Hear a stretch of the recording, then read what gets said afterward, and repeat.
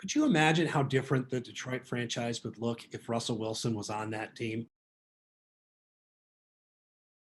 All right, let's get into Marcus Mosher's brain, if you will, and reconstruct the NFL. So, Marcus, we talked a little bit about it off the top. Um, Explain a bit before we get into your picks.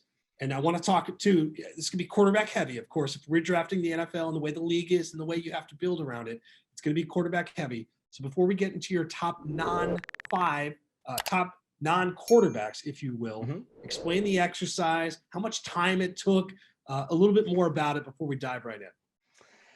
Yeah, so this is a big project that takes several weeks, and I actually call around to people in the NFL, scouts, decision makers, because I want to know how to do.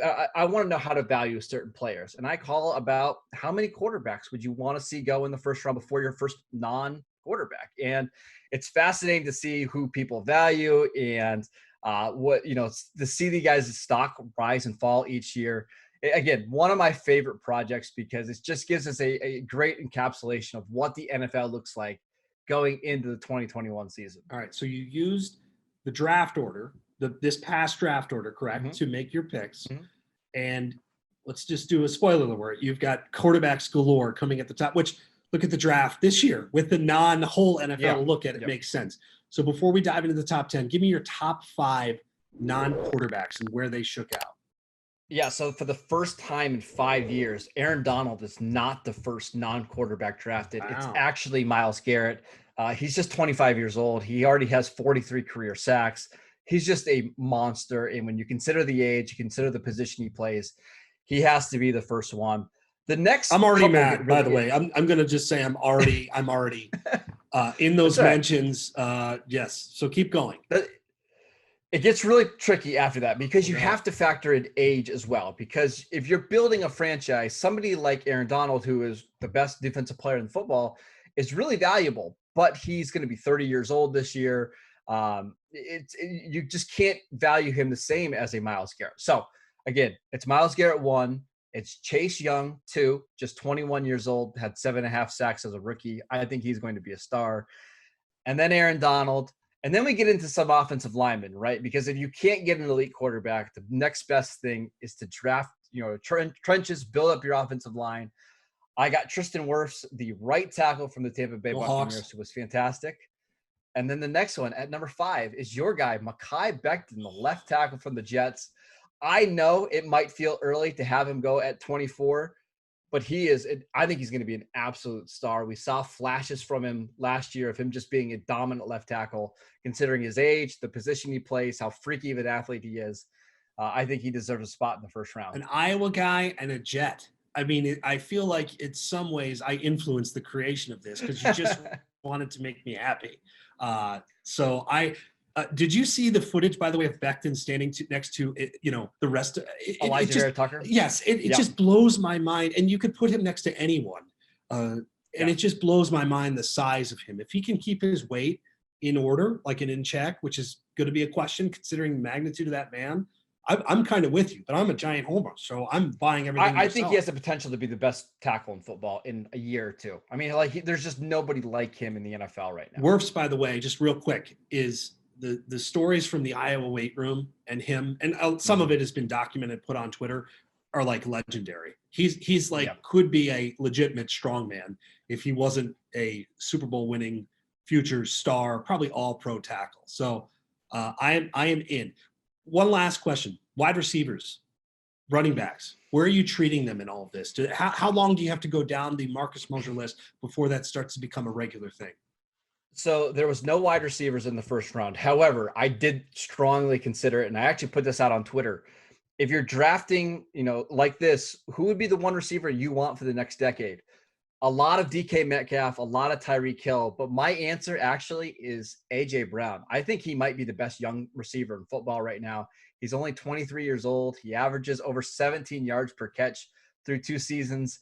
I think at the top of the second round is where you start considering guys like Metcalf and A.J. Brown and CeeDee Lamb, but they did not go in the first round. As for running backs, I think you're waiting a while. I think you're waiting 4 or 5 rounds before we see the first running back go. And frankly, Adam, I'm not even sure who it is. It's probably I was just thinking that. Jonathan Taylor. Wow. Probably, considering the age, right? But I think you're waiting a while. I was just thinking that same thing. Not only where would they go, but who would you go with? And it's not Because necessarily. you want a guy that's young, Yes, right? That you doesn't have have a to. ton of work on him. Yeah, 25 or think 26 is ancient at that position at that point. So. Right. So it's probably Jonathan Taylor. Maybe somebody takes a Nick Chubb or an Alvin Kamara, but those are probably the three names to consider. All right. Well, let's dive into your top 10. Oh, it's like mock draft season all over again, Marcus. We're getting back into the swing of things. Number 10, Dallas Cowboys. Your Dallas Cowboys. Who do you have them taking? I have them going Aaron Rodgers, and that would be something considering the history of the Cowboys and the Packers. But yeah, Aaron Rodgers, we know that he's 37 years old. I still think he has 3 or 4 really good seasons left. I think at 10, that's just a good value for the Cowboys. I'm assuming he's the oldest guy on your list, because this is one where you can brush aside age and say the guy's just all world, all everything. We'll deal with the 4 to 5 years that we're going to get, because those 4 to 5 years are going to be so good. He is not the oldest. I still had Tom Brady going in the first round. Now, albeit at the very, very end, I had him going to Sean Payton and the Saints, right? He almost signed there last year. I don't think Sean Payton would pass on the opportunity at pick number 28 to at least coach Brady for a couple of years. All right, but he's the oldest of your top 10. Correct. Okay. Yes. So let's go down. Let's keep going then. Denver Broncos. Okay. Which quarterback do you have them taking? They could use one. Yeah, Joe Burrow. If it wasn't for the injury last year, I think you could make a case that Joe Burrow would be in the top 5. That ACL surgery has him knocking him down a little bit on this list, but 9 in Denver, I think, is a good spot for him. I think, by the way, seeing the clips of Joe Burrow take the field, smiling, laughing, awesome. I don't know, man. That guy just brings me incredible joy. So if not for the injury, it'd be a little higher, but in your eyes, he's still worth the risk in the top 10. Yes. Yeah, he's just a super talented quarterback.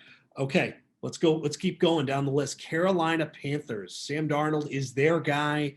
If you could redo that thing, who are you going with?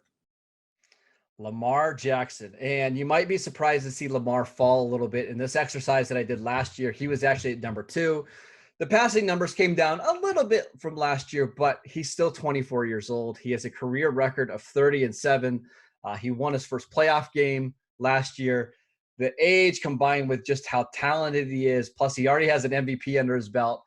8 might feel a little bit low, but I think it's the right spot for him. Okay, I don't necessarily disagree with you. We have to see the rest of the list. But what have the comments been so far from Ravens fans? Are they letting you hear this one in particular? Well, I think Raven fans would like to see him at 3 or 4 on this list, right? Because he is so young. He's already been so productive. But yeah, I think the general consensus is it's probably 2 or 3 spots too low. All right, let's go to my favorite meathead team, Mr. Campbell and the Detroit Lions at number 7. Russell Wilson. I still think Russell Wilson is phenomenal. He's 33 years old. I know the age might concern people a little bit, but I still think 5 or 6 really quality years left. The Seahawks have actually never had a losing season under Russell Wilson. I think he's a culture changer, a culture builder. And for a team like the Lions that they really need that, I think Russell Wilson is a perfect fit. Could you imagine how different the Detroit franchise would look if Russell Wilson was on that team? Yeah, I mean, they would suddenly be competent and relevant. And that's something that they haven't been in 30 years. Well, let me contradict myself. Matt Stafford's been pretty good and they have not been relevant. And so maybe it's just no matter what, it's just not going to work out. But I think there is a difference in quarterback between Wilson and Stafford. And listen, I love Matt Stafford. I've got a big bet on him to win MVP. He doesn't have quite the same leadership as Russell Wilson, right? Like when you bring in Russell Wilson to your organization, you're going to win, whether that was at Seattle, whether that was at Wisconsin or North Carolina State. All that guy does is win. All right, let's go to the Eagles at number 6. Who you got? Yeah, so this is where Trevor Lawrence comes into play, right? Because there's 4 or 5 quarterbacks ahead of him that are young and proven. But after that, considering his age and his talent level, it just gets too hard to pass on Trevor Lawrence. In Philadelphia, I think that would be a lot of fun. I think this is where it's worth gambling on somebody who is a relative unknown from NFL standards, but one of the best prospects we've ever seen coming in the draft. All right, so this is fascinating, right? Because everybody, I'm assuming the rest of your list is guys that have played and shown out in some capacity. So in your eyes, because you have scouted him, he is worth it without having thrown a single pass in the NFL, coming off a shoulder surgery, albeit not his throwing shoulder. In your eyes, the ceiling is that high that you could stomach this and be willing to almost move the guy into the top 5 despite the complete lack of experience. Yeah, I mean, I said it in the piece, but after we see him play 5-6 games this year, Adam, I wouldn't be surprised if he's at number 2. Like, I think he could jump up that much in just a half a season. You know, you made me feel good about my Jets earlier, and now you're making me feel bad about my Jets. You'll be okay. You just wait. You'll be all right. I hope so. All right, let's go to the Bengals, who have one of the quarterbacks that you already mentioned in Joe Burrow, but we are redrafting things. Who do they go with? Dak Prescott. Oh. And I know he's coming off a very significant injury, but he was on pace for the best year of his career in 2020. He had a fantastic 2019 season. Another guy that all he's done is win in the NFL. He has been productive. His yards per attempt have risen every year. He's never had a season under 97 for his passer rating. I think the combination of athleticism, accuracy, arm talent is worthy of the 5th pick here. We've talked about this, Marcus, over the last year or whatever it's been. It is mind-blowing to me that Dak Prescott, for him to be properly rated as a quarterback, had to seriously injure his leg and miss time. Yeah. We had this very confusing viewpoint of who he is and what he did. The moment they lost him, it completely recalibrated the perception of him, I think. And you cover that team closely. Would you agree with that? Oh yeah, I think people really started to appreciate him once he went down, because Adam, if you remember last year, before the season, people were saying, hey, if Dak gets hurt, Andy Dalton can come in and the team will be just fine. And even after Dak got hurt, people thought that Andy Dalton was going to be just as good, maybe if not better. There was legitimate conversations, and the Cowboys went a stretch where they weren't even competitive at all with Andy Dalton. So I think Dak is now properly rated. I think he's probably just outside the top 5 quarterbacks. But in a draft like this that values age, leadership, I think it makes a lot of sense for him to be in a top 5 pick. All right, the Atlanta Falcons. They went tight end into the spot, of course. Now they may trade their all-world wide receiver. Who do you have them taking in the Marcus Mosher draft? Yeah, so this is maybe the most controversial pick in the entire draft, and it's Justin Herbert. And I really weighed this against Trevor Lawrence, right? Would you rather have Justin Herbert or Trevor Lawrence right now? Lawrence is the better prospect coming out of college, but Herbert already had a fantastic rookie season. He's got the size. He's got the arm talent. He was productive behind maybe one of the worst offensive lines in football last year. Considering that he's only 22 years old and you get the next 15 years of Justin Herbert, I think 4 is a good spot for him. I haven't seen the rest of the list. You could probably make the case that he could be higher. You could probably make the case that he's number 2 potentially. I would not fight you at all on that. Okay. Yeah, we are Team Herbert on this pod for sure. Yes, all right. Yes, we are. Let's go to the Texans. Which quarterback are they going with? I have an idea here. Which one they going with? It's Josh Allen. And last year at this time, I had Josh Allen at the bottom of the 1st round. He was coming off injury. He was really up and down in 2019. But he scored 46 touchdowns. He threw only 10 interceptions. He led the Bills to the AFC Championship game. I don't know how you can't put him any higher or any lower than 3 when he's only 24 years old. He's got that arm. He's got that body. I still get a little nervous about him in big games, but he's just too talented not to have inside the top 3. I can't believe how good that dude got in 1 year. It's unbelievable. I can't believe it. I remember my buddy drafting him early in our fantasy draft last year before last season, and me kind of like the snickering, like, good luck with that. What an idiot I am, by the way. All right, New York Jets, Jets. Who are you going with? Yeah, so this one's a little difficult because, we have some really talented guys, Herbert, Dak Prescott, Josh Allen. But if he's cleared off the field, and that's what I had to, preface this with in the piece, I think Deshaun Watson deservedly needs to go to number 2, and I'm not even sure it's all that close. He led the NFL in pass rating last year at 112. He threw 33 touchdowns and just 7 interceptions. He did it without DeAndre Hopkins. He did it with a coaching change. Bill O'Brien got fired after a few games. That offensive line is horrendous. Much like some of these other quarterbacks, all he does is produce. He wins. He's had that Texans team competitive for most of his career.